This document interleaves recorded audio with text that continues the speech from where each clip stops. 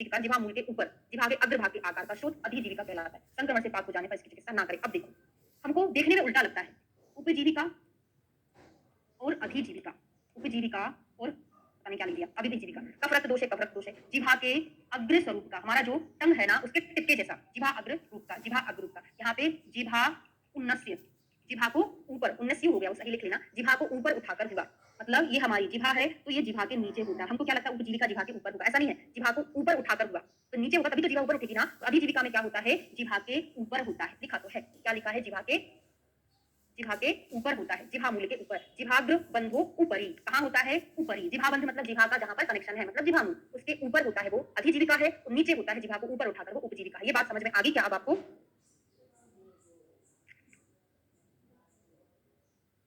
ठीक है, अब मुझे वापस जाना पड़ेगा, 41 नंबर के श्लोक पर आ जाइए। क्लियर हो गया? हाँ, ऊपर वाला ऊपर नहीं होता, ऊपर वाला नीचे होता है, नीचे वाला है ना, अधिजीविका वाला कहाँ पे, ऊपर होता है। ठीक है, 41 नंबर के श्लोक का विमर्श देख लेते हैं, क्या लिखा है, करक में।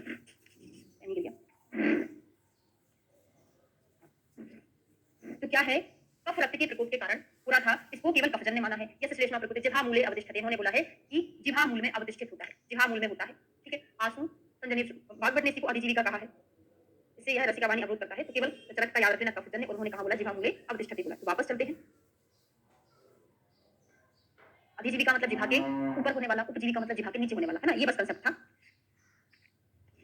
बलय क्या होता है, बलय कफ ही प्रकोपित होकर अन्न मार्ग को रोककर गले में विवृत ऊंचा उत्पन्न कर देता है, प्रतिकार नहीं करने योग्य अथवा विवर्जनीय बलय रूप है। देखिए साथ हम बाद में याद करेंगे। तो बलय जो है कफ से होता है, तो बलय, बलय को बलास से होना समझना है ना, बलय बलास, बलय में कफ है, कंठ चालू में कफ है, तो बलय में क्या है, कफ होता है। बा से बलय से बलास याद करना, बलास बलास से नहीं होता। अब बोलोगे मैडम ये क्या बोल रहे हो, बलास मतलब होता है कफ, तो बलास रोग जो है अभी पढ़ेंगे उसमें अकेला बलास नहीं है, कफ अकेला नहीं है, उसके साथ एक और दोष है ना, बलय जो है वो बलास से होता है।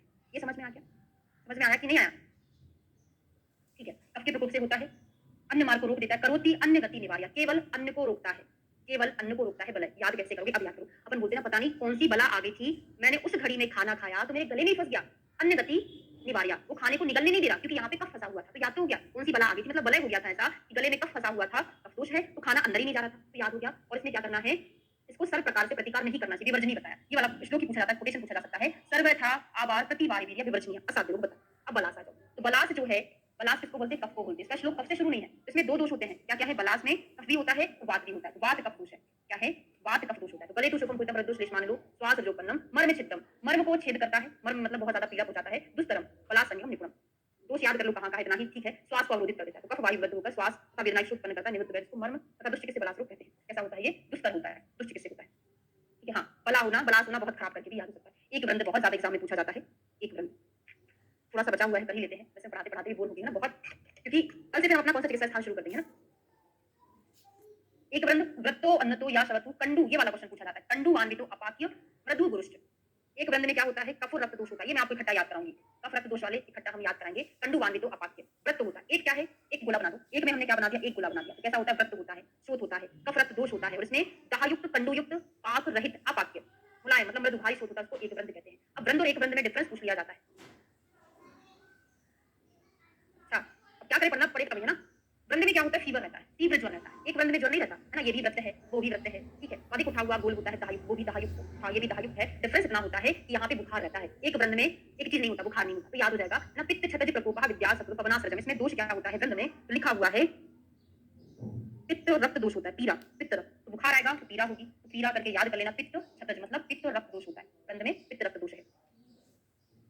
ठीक है, चलिए शतघ्नि देखते हैं, शतघ्नि तो वर्थघ्नि शतघ्नि याद हो रहा है ना। अगर शतक लगा दिया, किसी ने सामने वाले ने शतक लगा दिया, शतघ्नि, तो हमारे कंठ से आवाज ही नहीं निकल रही, जैसे अभी कुछ महीनों पहले हुआ था, दोबारा हम याद नहीं दिलाना चाहते आपको। क्या करते हैं, अगर शतक लग गया शतघ्नि, तो कंठ को निरोधित कर देगा, ऐसा लगे किसी ने वर्ती लगा दी हो गले में, जैसे आवाज ही नहीं निकली, कंठ निरोधी होता है। दोष क्या होता है, शतघ्नि में त्रिदोष होता है, शतक लगा रहा है सामने वाला, तीनों दोष उसके समान होंगे, साम्य अवस्था में होंगे, तभी तो शतक लगा पा रहा है ना। शतघ्नि में त्रिदोष हो जाएगा, नाना रजो उत्सर्ग दोष, शतघ्नि असाध्य व्याधि है, अलग से याद करेंगे साध्य साधक। ठीक है, याद हो गया शतक। अब आता है गिलायु, आयु के भेद होते हैं, भेदन कर्म करते हैं। गिलायु में अधिकारी कफ रक्त दोष है, कफ रक्त दोष वाले अभी मैं आपको इकट्ठा याद करा देती हूँ, है ना। तो ग्रंथि गले आंवलक अस्थि, अभी हमने क्या पढ़ा था, कुलास्थि कंठ चालू में पढ़ा था, यहाँ पे आंवलक अस्थि है, तो मैंने याद कराया है आपको, आंवला खाने से आयु बढ़ती है। आंवला क्या है, एक रसायन है, आंवला खाने से आयु बढ़ेगी, तो आंवला अस्थि खाने से आयु बढ़ेगी, आंवला खाने से नहीं, आंवलक अस्थि के समान होगा आयु। गिलायु का हमने आयु अंडरलाइन किया, आयु से याद कर लीजिएगा, आंवला खाने से आयु बढ़ता है, कफ रक्त होता है, याद कराएंगे। ठीक है, फिर क्या है, शस्त्र साध्य है, आंवले की गुठली फंस गई है तो उसको भी शस्त्र से निकालना पड़ेगा, जैसे कंठ में हमने निकाला। ठीक है, रक्तम उदासीनम का होता है भोजन का टुकड़ा गले में अटका हुआ, ऐसा हमको प्रतीत होता है। गल विद्रति में क्या होगा, विद्रति में सारे दोष होते हैं, सन्निपात होता है, त्रिदोष होता है। बाकी सोफोरो यश संति कुछ इंपॉर्टेंट नहीं है। कलौद, कलौद में औ की मात्रा है, कलौद औ की मात्रा, तो मतलब यहाँ पे हमने दो मात्रा लगा दी। तो एक मात्रा का मतलब समझ लो, याद करने के लिए अन्न, एक मात्रा का मतलब क्या है, अन्न, एक मात्रा का मतलब हो गया जल। तो गलौद में अन्य जल दोनों का अवरोध होता है, और किसमें अन्य गति निवार्या हो जाता है। अन्य गति निवार्या क्या था वो, अन्य गति निवार्या क्या पढ़ा था हमने, वलय पढ़ा था। तो गलौद में औ वाली मात्रा में दोनों का विरोध हो जाता है। ठीक है, होता क्या है इसमें दोष, कफरक्त होता है। कफरक्त वाला मैं आपकी खट्टा याद कराऊं। स्वरघ्न, स्वरघ्न में क्या है, यो अति प्रताम्या स्वशति प्रसत भिन्न स्वरा सुष्ट मुक्त कंठ। स्वरघ्न में जो है, स्वर हम जब बोलते हैं, निकालते हैं स्वर, तो क्या निकलता है, बात, या बात के कारण ही हम बोल पाते। बात करते हैं मतलब स्वर की बातें कर रहे हैं, और इसमें स्वर के बात के साथ साथ क्या होता है, कफ भी होता है। तो स्वर हमारा बहुत खराब है। स्वर कैसा है, बहुत खराब है। वात कफ होता है स्वरघ्न में। अति प्रताम्या स्वशति, बहुत खतरनाक तरीके से सांस लेता है ना। तो मनुष्य अत्यंत कष्ट के साथ निरंतर सांस लेता है, भिन्न स्वर हो जाता है, जिसका कंठ शुष्क और विमुक्त सा प्रतीत होता है ना। कंठ कैसा है, भिन्न स्वर होगा, स्वरघ्न है, शुष्क विमुक्त प्रतीत होता है। दोष हमने अलग से याद कर लिया। यहाँ पे क्या लिखा है, कफो दिक्ते अनिला अनिलायनेषु श्वसनात् स्वरघ्ना। श्वसनात् मतलब क्या होता है, वायु के कारण होने वाला रहता है। मान से तान, तान से टी याद करना, त्रिदोषज होता है। तान से टी, टी से त्रिदोषज होता है। तो तान क्या है, पतानवत। अगर हमारे गले में मांस लटका हुआ है, तना हुआ है, खिंचा हुआ है, तो क्या होगा, गले को अवरोधित कर देगा। तो पतान के समान होता है मांस, अगर यहाँ पे हो जाएगा तो गले को अवरोधित करेगा। तो अवलंबी करके बताया, लंबा मांस लटक जाता है, बाहर लटकता हुआ दिखाई दे, इसको हमको प्राणनाशक समझना है। प्राण प्रणुत सर्व क्रतु विकारः। लास्ट है इसका विदारी। बहुत क्वेश्चन पूछा जाता है विदारी से। तो विदारी में पित्त दोष है, विदारी पित्त दोष है। और हमने कुछ विदारी का पढ़ा था, अग्नि की विदा की टी पिलाकर, वो क्या था, विदारी का शुद्ध रोग है। यहाँ पे क्या है, विदारी है, पित्त होता है, दाह रहेगा, पूति विशीर्ण मानसम। ये वाला क्वेश्चन बहुत पूछा जाता है। पार्श्व विशेषा सातु ये निषेध, जिस पार्श्व में हम सोते हैं, जिस साइड हम करवट लेके सोते हैं, उसी साइड होता है ये विदारी है। विदारी जिस साइड करवट लेके सोते हैं उसी साइड में होता है। बिल्कुल कोई भी कोड नहीं बन पा रहा है। ठीक है, लास्ट आता है सर्वसर रोग। कितने होते हैं, आचार्य सुश्रुत ने सर्वसर रोग 3 ही बताए हैं। वात पित्त कफ 3 बताए हैं। वात पित्त कफ, सॉरी सर्वशास्त्र वात पित्त कफ शोणित निमित्ता 4 हो गए ना। ये तो जब काउंटिंग करे थे तब बताए होंगे ना वहां पे। हाँ, काउंटिंग करे थे वहां तो 3 ही बताए थे उन्होंने। सर्वसर कितने होते हैं, 3 होते हैं। ठीक है, पेज पलटा के जरा देख लो। ठीक है, कुछ भी ट्रिक मत बनाओ, है ना। तो वात पित्त कफ है ना, रक्त के कारण यहाँ पे उन्होंने भले 4 बोले, लेकिन वहां पे हमने जो पढ़ा था 3 पढ़ा था। और शारंग ने कितने बताए हैं, लिख लो, 8 है। इसी तरह भाव प्रकाश ने सुश्रुत की तरह 3 बताए। तो सुश्रुत भाव प्रकाश के 3 लिख लेना। सुश्रुत भाव प्रकाश लिख लो, सुश्रुत भाव प्रकाश ने 3, शारंगर बागभट्ट ने 8। शारंगर के साथ साथ बागभट्ट का भी लिख लो, 8 होता है।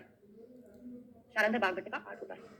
बागभट्ट ने इसके 5 भेद माने हैं, किंतु पूती में कुछ का वर्णन किया है। तो 5, 6, 7। अब बागभट्ट से शालाकी के नोट्स में अलग अलग दिया हुआ है, अच्छे से पढ़ के हमने उसमें लिखा है, तो वहां से उसको याद कर लेना, है ना। यहाँ से थोड़ा बहुत पढ़ लो। ठीक है, चलिए ये चैप्टर हमारा कंप्लीट होता है। सर्वसर में थोड़ा सा देख लो क्या लिखा है। जिस मनुष्य में तोद हो, है ना, बात का समझना चाहिए, रक्त दाह हो, पित्त समझना चाहिए, कंडू हो, सवर्ण हो, कफ समझना चाहिए। रक्त पित्त एक ही जैसा होता है, इसलिए इसको इकट्ठा ही बता दिया। हाँ ठीक है, तो निदान स्थान कंप्लीट हो गया है। इसका टेस्ट कब रख लें, अच्छे से पढ़। गीला गीला अधिकारी, एक से हो जाएगा एक वृंद, गीला से गिलायु, गीला से गलौद, और अधिकारी से अधिजीवा, और कारी, कारी से कफ रक्त दोष है। तो इन सब में कफ रक्त दोष का इन्वॉल्वमेंट रहता है। एक गीला गीला अधिकारी।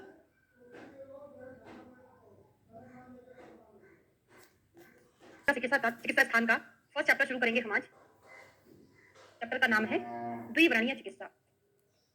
द्विवर्णीय चिकित्सा, ऐसा करके हम चिकित्सा स्थान में कहीं और पढ़ते हैं क्या, चरक संहिता में द्विवर्णीय करके एक और चैप्टर है। कहां पर है, चरक चिकित्सा स्थान का कौन से नंबर का चैप्टर है। ठीक है ना, चलिए शुरू करते हैं। द्विवर्णीय चिकित्सा, निदान स्थान का फर्स्ट, ओके 25, 26 नहीं है वो, त्रिविधमर्म वाला है वो, तो त्रिमर्म सिद्धि है 26, 25 है द्विवर्णीय। ठीक है, तो द्विवर्णीय चिकित्सा बात याद ही, निदान स्थान का फर्स्ट चैप्टर है ना। तो यहाँ पे द्विवर्णीय चिकित्सा है। 2 प्रकार के व्रण होते हैं। कौन से 2 प्रकार के व्रण होते हैं, क्वेश्चन पूछा जाता है। तो 2 प्रकार के व्रण, शारीरः आगंतुका। चरक ने भी 2 ही प्रकार के व्रण बताए हैं। कैसे 2 प्रकार के व्रण बताए हैं चरक ने, शारीरः आगंतुका ना बोल के उन्होंने निज बोल दिया और आगंतुज बोल दिया। निज और आगंतुज बोल दिया। ठीक है, तो निज आगंतुज, इनका शारीरिक आगंतुज, तो नाम सेम है, बस थोड़ा सा उन्होंने अलग बोल दिया, शारीरिक को निज बोल दिया। बाकी शारीरिक में निज ही आता है, नाम चेंज कर दिया, मतलब वही है। ठीक है, अब इनमें से जो शारीरिक व्रण होते हैं शरीर में, वो किस कारण से होते हैं। तो शारीरिक व्रण होते हैं हमारे अंदर वात पित्त कफ रक्त आदि दोष प्रकोपित हो जाते हैं, उसके कारण जो व्रण उत्पन्न होते हैं उनको हम शारीरिक बोलते हैं। आगंतुज व्रण क्या होते हैं, हाँ आगंतुज व्रण क्या होते हैं, जो पुरुष पशु पक्षी आदि सरिसृप के प्रपतन पीड़न प्रहार आदि से हमको जो होता है वो आगंतुज कहलाता है। तो पहला क्वेश्चन यही बनता है, कितने व्रण हैं, कौन कौन से हैं। तो 2 व्रण हैं, एक शारीरिक और एक होता है आगंतुज। शारीरिक व्रण जो है वात पित्त कफ है, और आगंतुज व्रण है जो बाहरी पशु पक्षियों के आघात के कारण उत्पन्न होता है। ठीक है, तो सर्विल अस्मे आगंतुज व्रण, सभी प्रकार के आगंतुज व्रण में क्या होता है, घाव लगता है, छत होता है। ठीक है, इस छत से क्या होता है, ऊष्मा उत्पन्न होती है। तो छतजन्य ऊष्मा हम उसको बोलते हैं। इस छतजन्य ऊष्मा में हम क्या ट्रीटमेंट करते हैं, ये क्वेश्चन पूछा जाता है। छतजन्य ऊष्मा की शांति के लिए 3-4 कर्म बताए हैं, यहाँ पर भी और आगे जाके भी बताएंगे। ठीक है, तो सभी प्रकार के आगंतुज व्रणों में अभिघात से छत उत्पन्न होते हैं। शरीर में व्याप्त छतजन्य ऊष्मा को शांत करने के लिए कौन कौन से क्रम है। तो पहला पित्तवत शीत क्रिया अवचारणात्, क्या है, पित्त के समान, जैसे आप चिकित्सा पित्त की करते हैं सारी शीतल क्रियाएं, वो यहाँ पर आप अप्लाई करेंगे। छत में ऊष्मा है, ऊष्मा मतलब पित्त है, तो पित्त को शमन करने के सारे उपाय करेंगे। दूसरा क्या करेंगे हम, मधु घृत का प्रयोग करेंगे, दूसरा मद्दु घृत का, है ना? तो पित्त के शमन की विधि के अनुसार शीतल क्रिया करेंगे और उसके बाद मधु घृत का प्रयोग हमको करना चाहिए। 1 सप्ताह के बाद आगंतुक व्रणों की शारीरिक व्रणों की भांति चिकित्सा करना चाहिए। अब यहाँ से 3 क्वेश्चन बनते हैं। पहला, छत्तजन्य ऊष्मा को शांत करने के लिए यहाँ पे तो 2 ही चीजें बताई है, आगे जाके और पढ़ेंगे, उसको भी ऐड कर लेना। तो पित्तवत शीतल क्रिया, दूसरा मधु घृत का प्रयोग करना चाहिए। जो आगंतुक व्रण हमको हुआ था 7 दिन बाद, वही निज व्रण की भांति हो जाता है। ठीक है, कितने दिन बाद होता है? 7 दिन बाद हो जाता है। अब प्रसार कितने प्रकार से होता है? कहीं और भी आपने पढ़े हैं कि प्रसार कितने प्रकार का है। जितने प्रकार का प्रसार है उतने प्रकार का ये व्रण भी होता है। मतलब प्रसार की शक्ति के अनुसार कुपित दोषों का प्रसार 15 प्रकार का। इसका वर्णन व्रण प्रश्नीय अध्याय में हम पढ़ चुके हैं। संख्या बस याद करना, 15 प्रकार का प्रसार होता है। अब व्रण के लक्षण देखते हैं, प्रकार देख लिए, लक्षण देखते हैं। 2 प्रकार के लक्षण होते हैं, एक सामान्य लक्षण, एक वैशेषिक लक्षण। जैसे कहीं पर व्रण हुआ था, सभी व्रणों में चाहे वातज हो, पित्तज हो, कफज हो, सभी में सामान्य रूप से क्या पाया जाएगा? एक जैसा, वो सामान्य है। विशेष लक्षण मतलब होता है कि वात में वेदना हो, पित्त में दाह वगैरह हो रहा है, कफ में कंडू हो रहा है, तो ये पर्टिकुलर विशेष लक्षण कहलाता है। तो सामान्य लक्षण क्या होता है? सभी व्रणों में वेदना होना, तत्र सामान्य रूप वेदना होना सभी व्रणों का सामान्य लक्षण है। क्वेश्चन बहुत ज्यादा इंपॉर्टेंट है, बात समझ रहे हैं? सभी व्रण में वेदना एक सामान्य लक्षण है और विशेष लक्षण अभी हम पढ़ने वाले हैं। ठीक है, व्रण गात्र विचूर्णे, व्रणतीति व्रणः, विशेष लक्षण पुनर्वातादिलिंगम विशेषा। तो व्रण की व्युत्पत्ति बताइए, व्रण गात्र विचूर्णे क्या है? हाँ, और अभी इंटरव्यू चल रहा है एमपीपीएससी का, उसमें क्वेश्चन पूछा था व्रण क्या है ना? तो गात्र विचूर्णे क्या है? व्रण जो हमारी गात्र को विचूर्ण कर दे, मतलब क्या कर दे रहा है? चूर चूर कर दे रहा है। ठीक है, व्रणतीति व्रणाता, शरीर को विवर्ण करने वाला भी, शरीर को विवर्ण करने वाला भी क्या होता है? व्रण कहलाता है। और विशेष लक्षण हम आगे जाके पढ़ने वाले हैं। ठीक है, ये क्लियर हो गया आपको? अब विशेष लक्षण क्या पढ़ने वाले हैं, थोड़ा सा ध्यान से सुनना। बहुत ज्यादा डिफिकल्ट टॉपिक पढ़ने जा रहे हैं। वैसे फर्स्ट चैप्टर बहुत डिफिकल्टी है, लेकिन लास्ट तक आपको सारा कुछ याद होने वाला है। अगर हमको यहाँ पर व्रण हो गया है, वहां पे वात दोष प्रकोपित हो गया है, तो वहां पर हमको क्या लक्षण देखने को मिलेंगे? पूरा वात के ही लक्षण देखने को मिलेंगे। देखो क्या, श्याव अर्ण हो जाएगा। ये जो व्रण हुआ था वात के कारण श्याव अर्ण हो जाएगा, है ना? तो यहाँ पे श्यावता अर्णता। शीतः पिछलो अल्पस्रावी, स्राव ज्यादा किसमें होता है? स्राव कराना किसका गुण है? कफ का है। तो यहाँ पर भी स्राव हो रहा है, लेकिन यहाँ पे स्राव कम होगा, तो कफ का इन्वॉल्वमेंट होगा, वहां पर स्राव ज्यादा होगा, है ना? तो शीता पिछलो अल्पस्रावी, रुक्षता, चटचट की आवाज आना, उस व्रण से चटचट की आवाज आना, रुक्षता आना किसमें रहेगा? वातज व्रण में रहेगा। स्फुरण आयाम तो स्फुरण होना, खिंचाव तनाव होना, वेदना होना, निर्मांसस चेती वातात। वहां का अभी क्वेश्चन एग्जाम में पूछा गया है कि कोई व्रण है, वहां पर मांस की कमी है, निर्मांस सूखा सा व्रण है, ज्यादा वहां पे मांस नहीं दिख रहा है, तो वायु वाला व्यक्ति अगर वो आपके सामने दुबला पतला सा दिखेगा, मांस उसमें नहीं रहेगा, तो निर्मांस व्रण यहाँ पे मिलता है। याद हो गया? शीतः पिछलो अल्पस्रावी, रुक्ष रहेगा, चटचट रहेगा, वहां पे मांस कम होगा, स्फुरण दूध वगैरह होगा, श्याव अर्ण। ठीक है, अब आते हैं पित्तज व्रण। पित्तज व्रण में क्या मिलेगा? यहाँ तक का पित्तज व्रण का श्लोक है। यहाँ से कलर दूसरा कर लेते हैं। क्षिप्र जहाँ बहुत जल्दी उत्पन्न होने वाला रहता है, पीला नीला रहता है। ठीक है, किंशुक उदक के समान, किंशुक उदक के समान और उष्ण स्रावी होता है। किंशुक, किंशुक मतलब पलाश के समान। तो अधिकतर किंशुक वाला चीज अपन पित्त में पढ़ते हैं ना, तो किंशुक के समान होगा, गर्म वाला स्राव होगा, दाहपात होगा, मतलब पीत पीड़िका होगा, पित्त के कारण। केवल किंशुक याद रखना है और कुछ भी नहीं याद करना। कफ वाले में देखते हैं, तो कफ में क्या क्या मिलेगा हमको? प्रतत चंड कंडू बहुल, कफ के कारण बहुत ज्यादा कंडू किसमें होती? कफ में ही होती है। प्रतत चंड कंडू बहुल मिलेगा। स्तब्ध सिरा स्नायु जलावता, वहां पे स्तब्धता रहेगी, सिरा स्नायु आदि का जाल दिखाई देगा, कठिन होगा, पांडु कलर का होगा। तो पांडु हमेशा कफ के लिए हम पढ़ते हैं। और क्या है? शुक्ल शीत सांद पिच्छल स्रावी, कैसा? सफेद कलर का, शीत कलर का, गाढ़ा पिच्छल स्रावी होगा। यहाँ पे पिछलो अल्पस्रावी, शीता पिछलो अल्पस्रावी, यहाँ पे शुक्ल शीत सांद्र पिच्छल स्रावी, तो गाढ़ा और सफेद कलर का कफ में रहता है। और कैसा रहेगा? वो हैवी रहेगा। ठीक है, यहाँ तक का कफ का हो गया। तो कफ में हमको एक कोड बनाना था, स्थूल लास्ट तक, ठीक है, उसके जो किनारे हैं उसके मोटे मोटे रहेंगे, क्योंकि कफ की प्रधानता होती है। स्तब्ध सिरा स्नायु जलावता, तो आप ऐसे याद कर सकते हैं कि अगर आप बहुत ज्यादा कफवर्धक आहार विहार ले रहे हैं, तो आपकी सिराओं में क्या हो जाएगा? डिपोजिशन हो जाएगा फैट का, तो सिराएं बड़ी मोटी मोटी सी दिखने लगेंगी। तो ऐसे ही एथेरोस्क्लेरोसिस हो जाता है, कफ का धमनी प्रतिचय तो मोटा मोटा दिखने लगेगा, तो याद रखिए। ठीक है, अगला आता है रक्त। हाँ, रक्त स्रावित, हाँ रक्त वाला देखते हैं। तो प्रवाल दल निचय प्रकाशा, जब मैंने आपको पित्तज अश पढ़ाया था, तो वहां पर हमने नहीं पढ़ा था ना, सॉरी रक्तज अश में क्या पढ़ा था? कांकरंती के समान कुछ ऐसे कलर पड़े थे, लाल लाल कलर के। तो यहाँ पर वही कलर याद कर लो, प्रवाल दल निचय प्रकाशा। कृष्ण स्फोट, स्फोट आएगा, रक्त में ही आता है हमेशा स्फोट होना। ठीक है, तुरंग स्थान गंधी, क्या है? तुरंग स्थान गंधी, तुरंग स्थान गंधी। तो याद रहेगा कि रक्त जो हमारी धमनियों में बहता है, हमारी धमनियों में रक्त बहता है, उसमें तरंगे होती हैं, रक्त में तरंगे होती हैं, तो तुरंग स्थान गंधी रक्त होता है। बाकी का और कुछ हमको याद नहीं करना है। ठीक है, तो वात पित्त कफ रक्त यहाँ तक आपको याद हो गया है। शीता पिछलो अल्पस्रावी, किंशुक के समान है, चंड कंडू बहाल, स्तब्ध सिरा स्नायु, पांडु वाला। ठीक है, शुक्ल शीत साध पित्त अल्पस्रावी, यहाँ पे प्रवाल दल निचय, कृष्ण स्फोट हो गया, तुरंग स्थान गंधी। यहाँ तक किसी को कोई परेशानी? सब कुछ समझ में आ गया? और बाकी के लक्षण पित्त के समान इसमें हमको मिलते हैं। ठीक है, अब आते हैं वात कफ। वात कफ दूषित, और बाकी का मैं बीच में से कुछ कुछ चीज छुड़ा रही हूँ, उसको आपको नहीं पढ़ना है, इंपॉर्टेंट नहीं है, है ना? वात कफ का पढ़ते हैं। वात श्लेष्माभ्याम मुहुर्मुहु शीत पिछलो अल्पस्रावी, मुहुर्मुहु शीत पिच्छल अल्पस्रावी। यहाँ पर भी शीत पिच्छल अल्पस्रावी था, यहाँ भी शीत पिच्छल अल्पस्रावी है। अंतर क्या है? मुहुर्मुहु। अगर कोई चीज बार बार हो रही है, बार बार स्राव हो रहा है, हम उसको क्या बोलेंगे? ये कंडीशन अच्छी नहीं है, ये कंडीशन बहुत खराब है। बहुत खराब मतलब वात कफ दोष है। ठीक है, बहुत खराब मतलब वात कफ दोष है। ठीक है, अगला देखते हैं पित्त कफ रक्त। पित्त शोणिताभ्याम, सॉरी क्या है? पित्त और रक्त वाला, पित्त और रक्त वाला। ये भी क्वेश्चन एग्जाम में पूछा, बीच का कुछ छोड़ दिया है, आपको नहीं पढ़ना है ना? तो पित्त कफ, सॉरी पित्त रक्त, जब हमारा कोड क्या रहता है पता है आपको? हमारा कोड रहता है पीरा। पित्त कफ में पीरा, तो पी फॉर पित्त, रा फॉर रक्त। तो घृत मंडावो मीन धावन तोय गंधी मृदु विसर्प कृष्णस्रावी पित्त शोणिताभ्याम। जब पित्त शोणित का इन्वॉल्वमेंट होता है तो वहां पे व्रण घृत के मंड के जैसा, मछली की धावनी के जैसा होता है। तो कोड बनाकर याद कर लो। कैसे कोड बनाकर हम याद करेंगे कि मछली को जब हम घी में फ्राई करते हैं तो उसको पीड़ा होती है। कोड बन गया, मछली को घी में फ्राई करते हैं तो पीड़ा होती है। तो मछली वाला घी वाला जो है पित्त रक्त वाले में हमको मिलता है। ठीक है, क्लियर हो गया। वात कफ रक्त, वात कफ रक्त ये पढ़ने वाले हैं। वात कफ रक्त वाला यहाँ से है। बकरा याद करोगे, बकरा। बाकी का बहुत कॉम्बिनेशन है बीच बीच में, उतना हमको नहीं पढ़ना है, इतना पढ़ लो, उससे हमारा काम चल जाएगा। तो बकरा है, बकरे को हम कहीं से लेके आ गए, उसको क्या हो रहा था, बेचारा बहुत हारा थका हुआ था, कीचड़ वीचड़ से होके आया हुआ था, तो उसके पैर में बहुत ज्यादा कीचड़ थी। तो क्या हो रहा, बकरे ने अपने पैर नहीं धुल पाए थे, तो क्या हो गया था, उसको कंडू हो गया था। इतना सारा चल फिर के आया था तो बार बार स्फुरण हो रहा था, है ना, चुमचुमाए टिंगलिंग टाइप का उसके पैर में सेंसेशन हो रही थी। ये कोड बनाकर हमने याद किया। बकरा चला रहा था, कंडू हो रहा था, उसको स्फुरण चुमचुमाए आदि उसमें मिलता है। ठीक है, ये बकरा हो गया। और बाकी पित्त श्लेष्म शोणित त्रिविध, हाँ यहाँ से त्रिविध वर्ण वेदना स्राव विशेषण पवन पित्त कफ, वात पित्त कफ त्रिदोष में जो मिलता है, वात पित्त कफ में जो मिलता है त्रिविध, तीनों प्रकार का दोष है। शायद कुछ नेटवर्क इशू हुआ होगा ना, अभी सही चल रही है, अभी कोई प्रॉब्लम तो नहीं है, क्लियर है ना। हमने याद किया तीन दोष में तीनों प्रकार के वर्ण मिल रहे हैं। हाँ, रिपीट करती हूँ। देखो, हमने बकरा याद किया था, वात कफ रक्त, तो बकरे की वजह से लेके आए थे, पैर में कीचड़ लगी थी, तो क्या हो गया था, कंडू स्फुरण चुमचुमायन हो रहा था। ठीक है, अब हमको याद करना है त्रिविध वर्ण वेदना, तीनों दोषों के इन्वॉल्वमेंट में मिलेगा। अब त्रिदोष प्लस रक्त में क्या मिल रहा है, यहाँ से यहाँ तक का पढ़ रहे हैं। त्रिदोष प्लस रक्त, अभी क्वेश्चन पूछ रही हूँ, जहां पे टफ टॉपिक रहता है मैं उसके तुरंत ही क्वेश्चन पूछ लेती ताकि आपको याद हो जाए। त्रिदोष प्लस रक्त में मिल रहा है बहुत खतरनाक सी कंडीशन, जैसी निर्दहन, निर्मथन, स्फुरण, तोड़, दाह, पाक, राग, कंडू, सब कुछ मिल गया। निर्दहन स्फुरण हो गया, तोड़ वात के कारण, दाह के कारण, कंडू कफ के कारण, राग हो गया रक्त के कारण, तो ऐसे करके बहुत सारी कंडीशन मिलेगी। और नाना वर्ण मिलेगा साहब, त्रिविध वर्ण वाला तीनों दोषों में है, नाना वर्ण वाला जो है वो कहां पर मिलेगा, त्रिदोष प्लस रक्त में मिलेगा। ठीक है, अब शुद्ध वर्ण देखते हैं क्या होता है। शुद्ध वर्ण का लक्षण दिया है यहाँ से यहाँ तक। शुद्ध वर्ण होता है जिह्वा तलाभो मृदु स्निग्धा श्लक्ष्णो विगत वेदना सुव्यवस्थो निराश रावो शुद्धो वर्ण। अगर कोई वर्ण यहाँ पर हुआ है तो हम कब समझेंगे ये शुद्ध हो गया है, जिह्वा तलाभो, जिह्वा के तल के जैसा, कैसा हो, आभा वाला, मृदु हो है, स्निग्ध है, श्लक्ष्ण है, विगत वेदना, उसमें कब कोई वेदना नहीं हो रही है ना, उसमें कोई स्राव नहीं हो रहा है, तो ये शुद्ध वर्ण है। देखो, शुद्ध वर्ण का लक्षण, लक्षण भी शुद्ध वर्ण के लक्षण में आता है। लक्षण लक्षण है ना, ये उसका दुर्गुण नहीं है, शुभ गुण है ना। स्निग्ध होना, मृदु होना, ये सारे शुद्ध वर्ण के लक्षण में आते हैं। ठीक है, इतना मैंने आपको पढ़ा दिया है। ठीक है, अब मैं थोड़े से क्वेश्चन आपसे पूछ लेती हूँ। यहाँ से इतना काफी है, बीच मैंने ज्यादा से 3 या 4 बस छोड़े होंगे, उतना इंपॉर्टेंट नहीं है, इसलिए हम उसको याद नहीं करते हैं, क्योंकि बहुत ज्यादा हो जाएगा, याद ही नहीं रहेगा। आप जो कॉन्टेक्ट नंबर था ना, डेमो कॉन्टेक्ट, उस पर आप बात कर लीजिए, हो सकता है आपके मोबाइल में कुछ स्क्रीन रिकॉर्डर वगैरह हो उसकी वजह से। अच्छा, ठीक हो गया है। चलिए, षष्ठी क्रम पढ़ने से पहले इसको एक बार मैं पूछ लेती हूँ। किसके समान उष्ण स्राव हमने पढ़ा था, मत्स्य धावन तो एक गंधी, कोड बस बता सकते हो, खत मंडाप, मत्स्य धावन तो एक गंधी कहां पर पढ़ा था, निर्दहन, निर्मथन, स्फुरण, तोड़, दाह वाला, कंडू स्फुरण चुमचुमायन पढ़े थे, रुक्ष चटायनशील कहां पर था, तुरंग गंधी कहां था, निर्मांस स्टेटी कहां था, प्रतत चंद कंडू बहुला, मुहुर्मुहु शीत पिच्छिल अल्पस्रावी था एक जगह, और एक जगह था शीत पिच्छिल अल्पस्रावी, स्तब्ध सिरा स्नायु जलावता।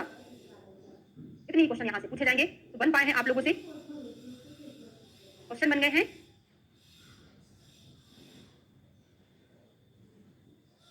ठीक है, ओके, ठीक है। वर्ण के षष्ठी उपक्रम, आचार्य सुश्रुत ने वर्ण के उपक्रम कितने बताए हैं, 60 बताए, 60 बताए। और चरक ने कितने बताए हैं वर्ण के उपक्रम, चरक ने कितने बताए हैं, 36 बताए हैं। कितने, 36 उपक्रम बताए हैं। विदाउट रेफरेंस अगर क्वेश्चन पूछा जा रहा है तो आपको आचार्य सुश्रुत के अकॉर्डिंग लगाना है।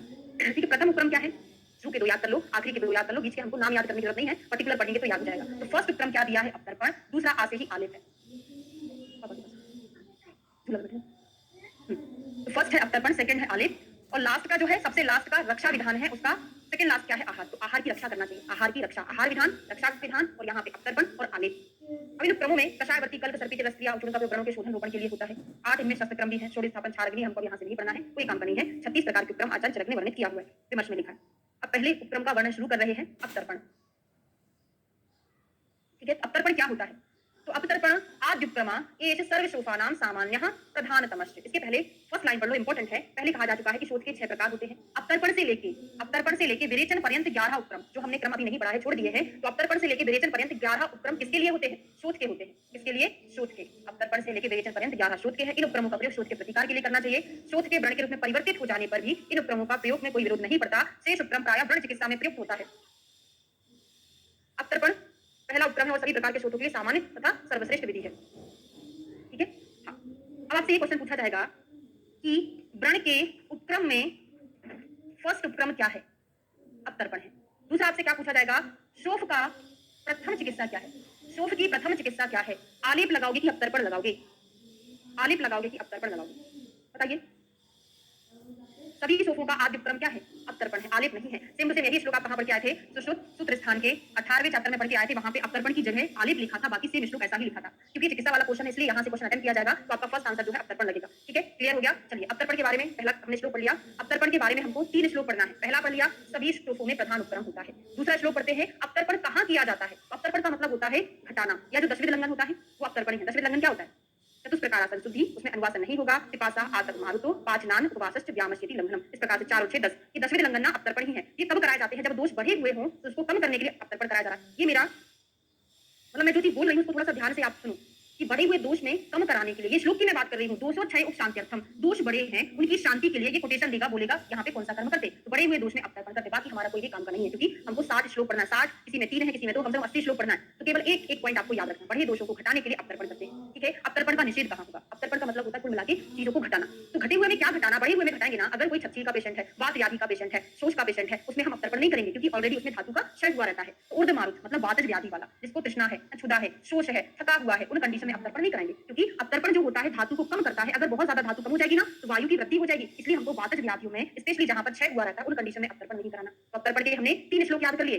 सभी श्लोक में प्रधान उपक्रम है, दूसरा दोष बड़े हैं तब कराएंगे, तीसरा कहां नहीं कराएंगे। ठीक है, अवतर्पण कंप्लीट। अगले क्रम पे चलते हैं। इसका वैसे मैंने YouTube पर 2 वीडियो बनाए हुए हैं, षष्ठी उपक्रम के फर्स्ट सेकंड, चाहे तो वहां से पढ़ सकते हैं, वैसे मैं क्लास में तो पढ़ा ही रही हूं आपको। आलेप क्या होता है? आलेप को याद कर लो। क्रीम, एक छोटा सा बच्चा खेल रहा था, खेलते खेलते बेचारा गिर गया था और बोलता है कि मम्मी मुझे हाथ में लग गया है। हमने देखा उसके हाथ में स्वेलिंग आ रही थी, तो हमने क्या लगा दिया? क्रीम लगा दिया। तो जहां पर शोफ की कंडीशन हो,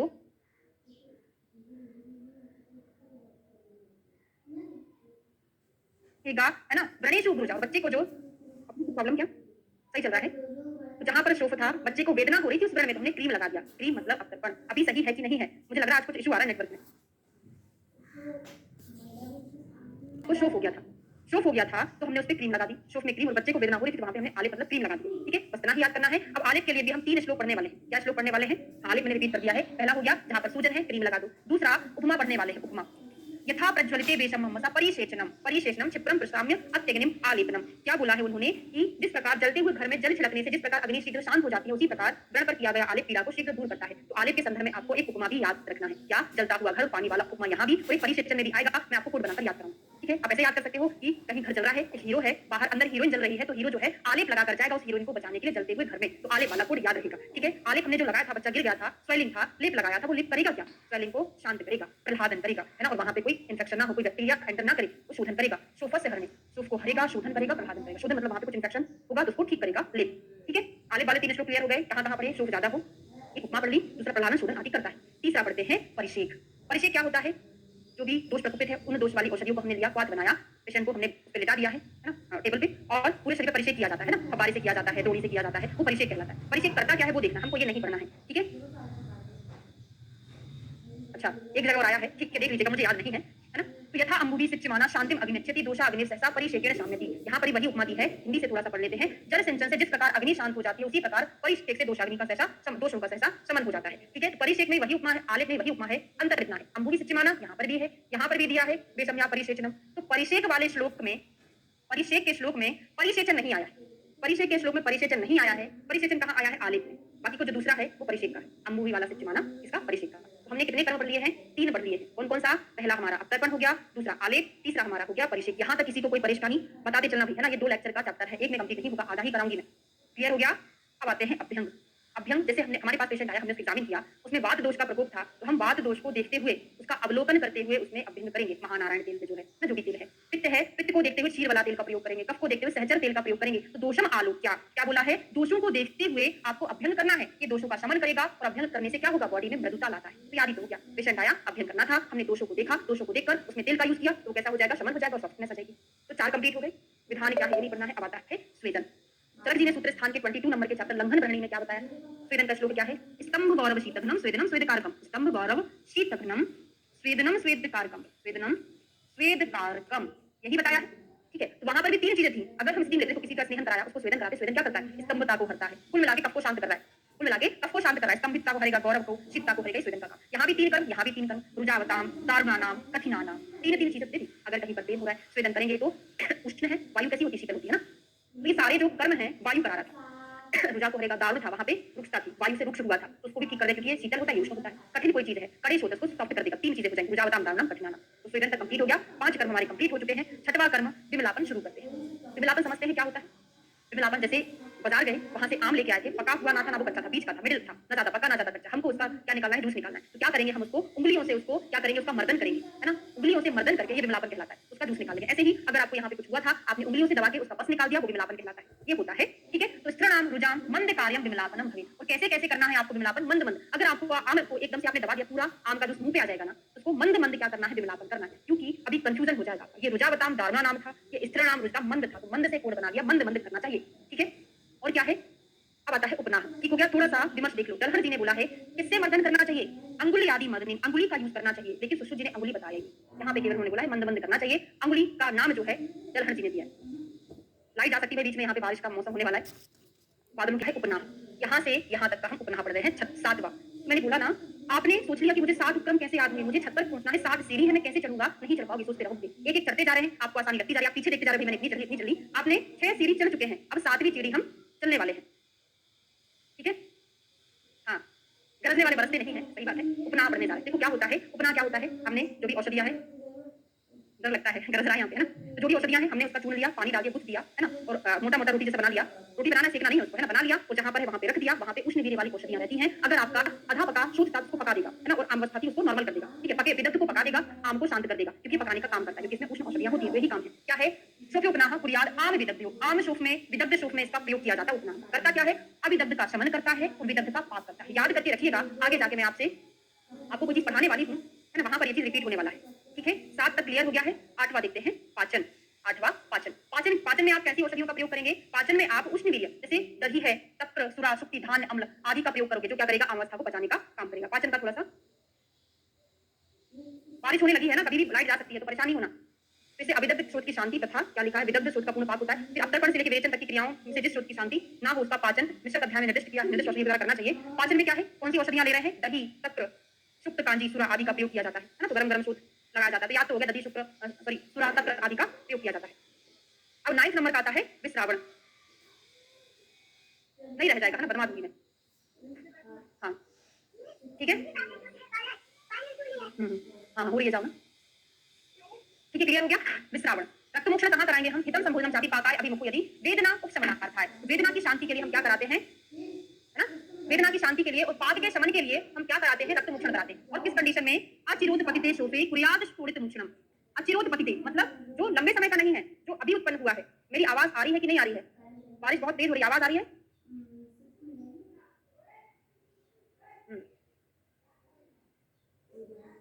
हाँ, ठीक है। नहीं, मेरी आवाज आ रही कि नहीं आ रही? सही चल रहा है? रावण कहाँ कराएंगे? यदि शोध पक रहा है, यथेष्ट भोजन कराना, तत्काल उत्पन्न हुए शोफ में वेदना की शांति तथा पाक से बचने के लिए रक्त मोक्षण कराना है। तो किस पाक में कराना है हमको? अचिरोध पतिते, तुरंत नया नया शोध उत्पन्न हुआ था, उसकी वेदना को शांत करने के लिए हम क्या करेंगे? रक्त मोक्षण कराएंगे, ठीक है? सशोफे कटने श्यामे रक्त वेदना, बस ठीक है। अब यहाँ पे सविशेष अविशेष जलोका भी पदस्थ था। और विषयुक्त में क्या करेंगे? जलोका से रक्त मोक्षण कराएंगे। तो हमने क्या की पढ़ा विश्रावण रक्त मोक्षण में कि अचिरोध पते, अभी अभी नया नया उत्पन्न हुआ था, हम ये चाहते हैं कि इसमें पाक ना हो, तो हम उसमें वेदना के शमन के लिए रक्त मोक्षण करा देंगे, ठीक है? चलिए, अब आता है स्नेहपान। कहां पर स्नेहपान कराएंगे? तो वेदनाया प्रशांत्यर्थम पाकस्या प्राप्ते। सेम टू सेम ऐसे ही आ गया। यहाँ पर वेदना का शमन करना था और पाक का शमन करना था। यहाँ पर वेदना का शमन करना है और पाक का मतलब पाक को जो प्राप्त नहीं हुआ है, उस वेदना को शांत करने के लिए हमको क्या करना है? स्नेहपान करना है। स्नेहपान की और कंडीशन है सुख द्रवाणाम रुक्षाणाम प्रशानाम व्रण सोइनाम। देखो, स्नेहपान क्या करता है? धातु की पुष्टि करता है। धातु की, अगर हम इसको संशोधन पर्पज से ना देके ब्रह्मण पर्पज से दे रहे हैं ना स्नेहपान, भोजन के साथ मिलाकर ब्रह्मणी स्नेह का प्रयोग कर रहे हैं, धातु की पुष्टि करता है, वायु को शांत करता है। तो रुक्ष व्यक्तियों में देंगे, दुबले व्यक्तियों में देंगे, क्योंकि क्या करता है? बढ़ाता है ना, मांस को बढ़ाता है। और व्रण शोषी व्यक्ति को देते हैं। कुल मिला के यहाँ पे जो लिखा है वो चीज वो नहीं है जो मैं आपको बोल के सुना रही हूँ कि एक्चुअल में होता क्या है। आपको यहाँ पर व्रण था, व्रण में रुकता है। आपको यहाँ पे व्रण था, ये व्रण बहुत सूखा सा दिख रहा है, इसमें शोष हो चुका है, सूखा सा है, तो उसमें आपको स्नेहपान कराना। लेकिन मैं आपको याद कैसे करा रही हूँ? एक व्यक्ति के ऊपर याद करा रही हूँ ताकि आपको याद रहे, ठीक है? ये सारा व्रण के संदर्भ में है, समझ आ रहा है? तो इसमें हमको क्या कराना है? स्नेहपान कराना है। तो इसको अच्छे से याद करना, वेदनाया प्रशांत पाकस क्या प्राप्त, क्योंकि यहाँ पर हमको ये कंफ्यूज करने वाला है, ठीक है? यहाँ पे अचिरोध पतिते भी देगा साथ में। अब वमन कहाँ पे कराना है? यहाँ से लेके यहाँ तक का वमन है, तो किस कंडीशन में आपको वमन कराना चाहिए? तो सन्न मांस शोफे तू कफ जुष्टे विशेषतः, ऐसा व्रण जिसमें मांस उठा हुआ है, जिसमें कफ की प्रधानता है ना, इसमें हमको क्या कराना है? प्रच्छर्दन कराना है, वमन कराना है। अभी 20 हो जाएंगे ना, तो मैं आपसे क्वेश्चन पूछूंगी, सारी चीजें आपसे आराम से बनेगी, ठीक है ना? तो जहां उत्सन्न मांस है, देखो मांस कहाँ उठा हुआ रहता है? मांस कहाँ ज्यादा रहता है? जहां पर कफ की प्रधानता रहती है। तो उत्सन्न मांस मतलब ज्यादा कफ है, कफ ही है उसमें, तो कफ के लिए हम क्या कराते हैं? वमन कर्म कराते हैं, ठीक है? तो वमन हो गया। फिर विरेचन कहाँ कराना है? विरेचन की कंडीशन यहाँ से यहाँ तक है। तो वात पित्ते प्रदुष्टे दीर्घ कालानुबंधी। देखो, मेरा एमडी का, मेरा जो थीसिस था पंचकर्मा का, बीपी में विरेचन था, हाइपरटेंशन में विरेचन कराया था मैंने। और हाइपरटेंशन कैसी बीमारी होती है, बहुत दीर्घ कालानुबंधी होती है। तो वात पित्त को हम क्या पढ़ते हैं, बीपी ब्लड प्रेशर। वात पित्त या ब्लड प्रेशर एक दीर्घ कालानुबंधी बीमारी है, जिसमें हमने क्या कराया था, विरेचन कराया था। वात पित्त की कंडीशन है, दीर्घ कालानुबंधी है, उसमें हमने विरेचन करा दिया। विरेचन कैसे काम कर रहा है, वात पित्त पर पित्त को निकाल देता है, पित्त के लिए कराते हैं, ठीक है।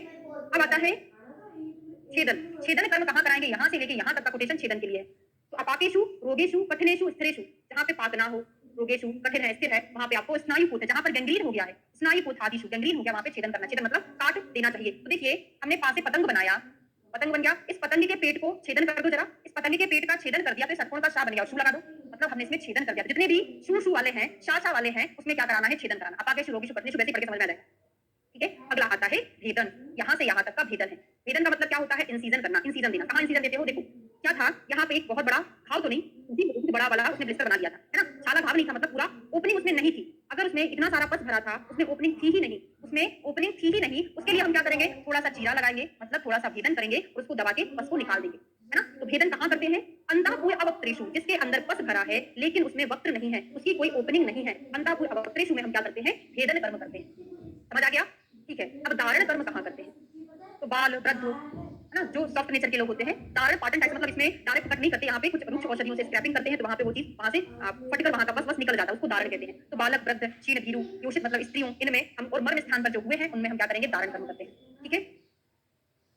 और बताया है सुपक्वे पिंडिते शोफे पीड़ने उपीड़ते पाक दोषित प्रतिकार विधान सूरज धारण, मतलब यहाँ पे और बताया कि धारण और कहाँ, सुपक्व है, पिंडित है, शोफ है, वहाँ पे करना है, धारण द्रव्यों के द्वारा धारण करना चाहिए। यहाँ तक किसी कोई परेशानी, कितने हो गए हमारे कंप्लीट, 15, 16 कंप्लीट हो चुके हैं, 16 कंप्लीट हो गए हैं, 20 तक पढ़ लें, उसके बाद हम आपसे क्वेश्चन पूछ लेंगे, है ना, तो समझ में आ जाएगा। अब आता है लेखन कर्म। लेखन कहाँ करते हैं, हमने आपको अष्टविध शस्त्र कर्म में लेखन पढ़ाया था। लेखन कहाँ करते हैं, जैसे कोई पेशेंट आया है, उसका कान फट गया था, यहाँ से ज्यादा भारी इयररिंग्स पहने थे उसने, तो हम क्या डायरेक्ट सिलाई कर देंगे, नहीं करेंगे ना। एक कान ऐसे फटे हुए थे, डायरेक्ट सिलाई कर देंगे तो वो कान जोड़ेंगे कैसे, पहले हम क्या करेंगे, उसमें लेखन करेंगे, स्क्रैपिंग करेंगे। स्क्रैपिंग करने से वहां का ब्लड सर्कुलेशन बढ़ जाएगा, फिर हम सिलाई करेंगे, वो कैसे हो जाएंगे, जुड़ जाएंगे। ऐसे ही होता है ना। अगर हमने बगैर स्क्रैपिंग करे जोड़ दिया तो वो नहीं जुड़े, क्योंकि वहां के जो उष्ठ थे, उष्ठ मतलब समझते हो, लिप्स नहीं, तो उष्ठ मतलब अगर ये ब्लड हुआ है तो उसके किनारे हैं, ये उष्ठ कहलाते हैं। अगर ये उष्ठ कठिन हो जाए, हार्ड हो जाए, तो जुड़ने पर, सिलने पर जुड़ेंगे नहीं, है ना। इसलिए यहाँ पे हमको लेखन कर्म करना पड़ता है। तो कठिनान कठिन हो गए हो, स्थूल व्रतौष्ठान, इसके जो उष्ठ थे वो मोटे हो गए हो, स्थूल हो गए हो। स्थूल में हमको क्या करना पड़ेगा, स्क्रैपिंग करके उसका एक्स्ट्रा मांस निकाल देंगे, और दीर्घमाणान पुनः जहां पर बार बार दीर्ण हो रहा है उसमें हमको क्या करना है, लेखन करना है। और कठिन उत्सन्न मांस लेखन, तो कठिन जो उत्सन्न मांस तो था लेकिन वहां पे हार्डनेस थी, तो कठिन उत्सन्न मांस में लेखन करेंगे। केवल उत्सन्न मांस कफ दृष्टि में हम वमन कराते हैं। समझ आ गया। तो अब यहाँ पे लिख लो, लेखन, लेखन मतलब लिखाई पढ़ाई करना बड़ा कठिन काम है, कठिन काम है लिखाई पढ़ाई करना। तो लेखन का श्लोक कठिन से शुरू हो जाता है। अब लेखन में कौन कौन से द्रव्यों का प्रयोग करते हैं आप, सौम, क्लोथ, पिचू, यावशुक, सैंधव आदि का प्रयोग किया जाता है। ये द्रव्य पूछ सकता है किसके द्वारा करते हैं, क्लोथ, पिचू आदि के द्वारा किया जाता है। लेखन हो गया। अब आता है ऐषण। ऐषण क्या होता है, प्रोविंग। धारण मतलब होता है, धारण कर्म किसमें करते हैं, धारण बता देती हूँ, एक मिनट देखो, हिंदी से पढ़ लेते हैं।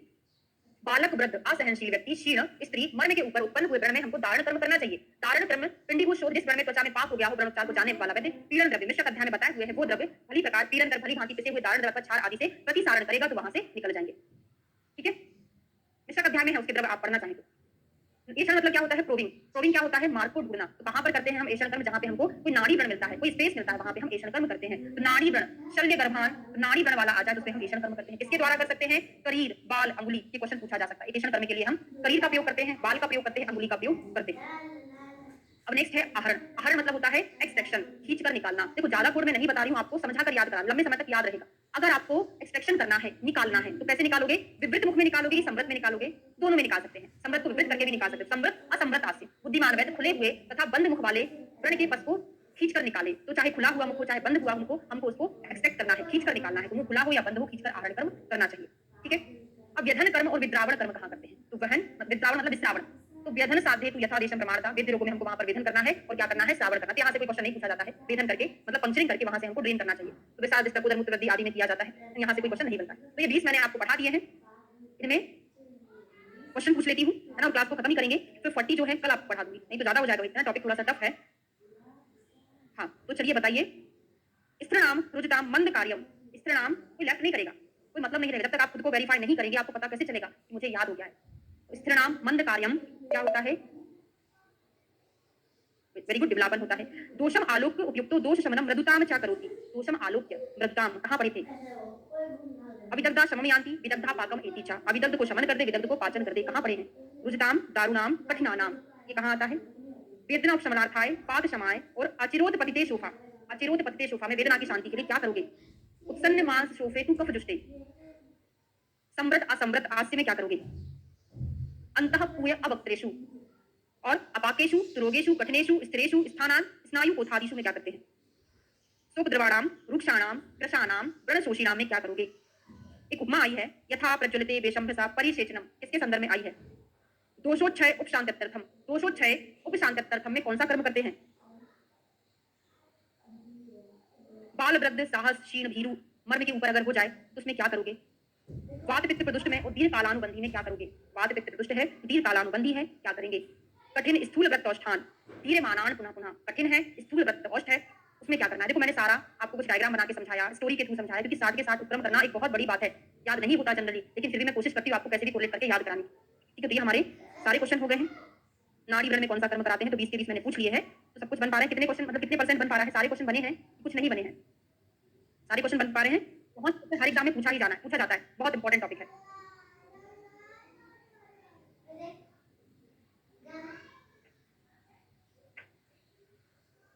ओके, हाँ चलिए, और एक बार आप उसको एक पढ़ लेंगे, फिर से पढ़ लेंगे ना तो सारा बनेगा, है ना, सब कुछ बन जाएगा। ठीक है, चलिए, ओके ना, थैंक यू। सभी क्लास होने वाली है 5-10 मिनट से। ठीक है, ओके, हाँ 5-10 मिनट से हो जाएगी सभी क्लास। Very good.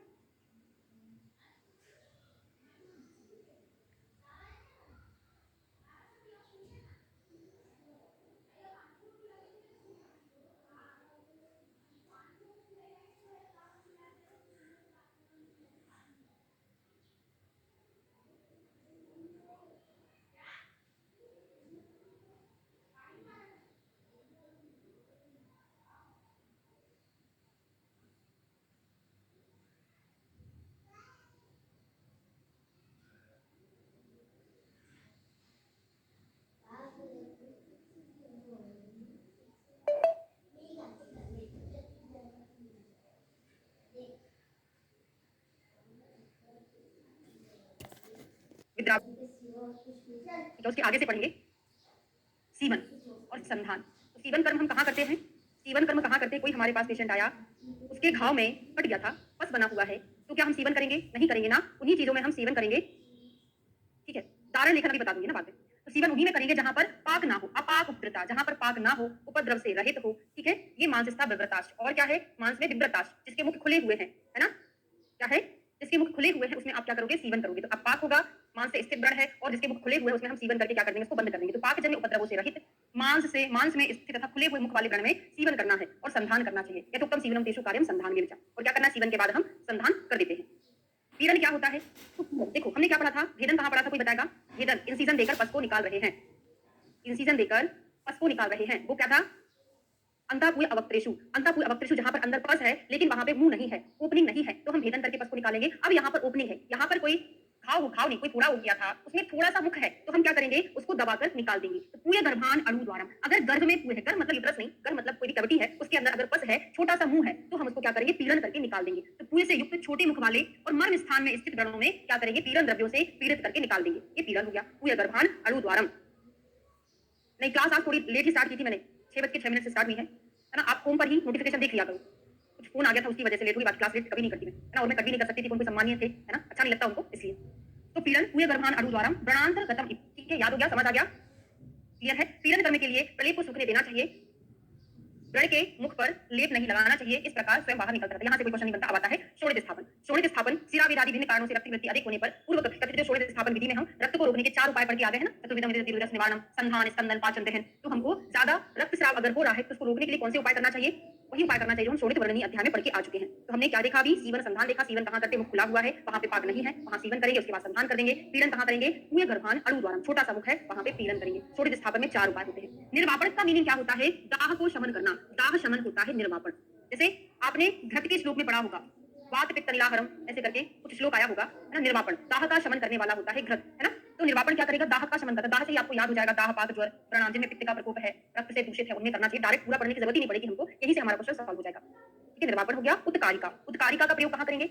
उत्कारिका क्या होती है? पहले थोड़ा सा हिंदी पढ़ लें। क्षीण मांस वाले, पतले स्राव वाले, ना पकने वाले, चुभने की पीड़ा होने वाले, कंप से युक्त गणों में वातग्न, भद्र, अम्ल, काकुल आदि तथा तेल वाले बीजों की सुंदर उत्कारिका पकाकर स्वेदन करें। मतलब उत्कारिका पूरी जैसा होता है, उसको एकदम पूरी तो नहीं बोलेंगे, लेकिन फिर भी, है ना, आपने औषधियों का चूर्ण बनाया, उसको बना लिया, गोल गोल वहां पे लगा दिया, उत्कारिका कहलाता है। ठीक है, अब कहाँ करेंगे? क्षीण मांसेषु, क्षीण मांस में उत्कारिका का प्रयोग करेंगे। और किससे बनती है उत्कारिका? काकुल आदि गण से बनाई जाती है, काकुल आदि गण से बनाई जाती है। ठीक है, अब याद करा देती हूँ, जिस व्यक्ति का मांस कम है, दुबला पतला व्यक्ति है, पूरियां खिला दो, उत्कारी का खिला दो तो क्या हो जाएगा, मोटा हो जाएगा। दुबले व्यक्ति को उत्कारी का खिलाना चाहिए, ये कोड है। बाकी इसका मतलब क्या है, जहां पर मांस नहीं है उस गढ़ में आपको उत्कारी का लगाना है, शीर मांस में। ठीक है, फिर कषाय, कषाय का प्रयोग क्या करते हैं, कषाय क्या काम करता है, कषाय शोधन का काम करता है, रोपण का काम करता है। अगर व्रण में अशुद्धि है, उस अशुद्धि को शोधन का काम कषाय के द्वारा किया जाता है। पंचशीरी वृक्षों के कषाय से हम अधिकतर व्रणों का प्रक्षालन करते हैं, आरक वदारी कषाय से व्रण का प्रक्षालन करते हैं। ठीक है, तो शोधनम कार्यम शोधनम। और अंताशल्याण अड़ु मुखान, जहां पर एक कुछ घाव था, छोटा सा मुख था लेकिन अंदर पस नहीं था, क्या था, केवल शल्य था, तो अंदर शल्य पड़ा है, कषाय से धो के आप उसको शल्य को निकाल दोगे, बाहर कर दोगे, कषाय शल्य को बाहर निकाल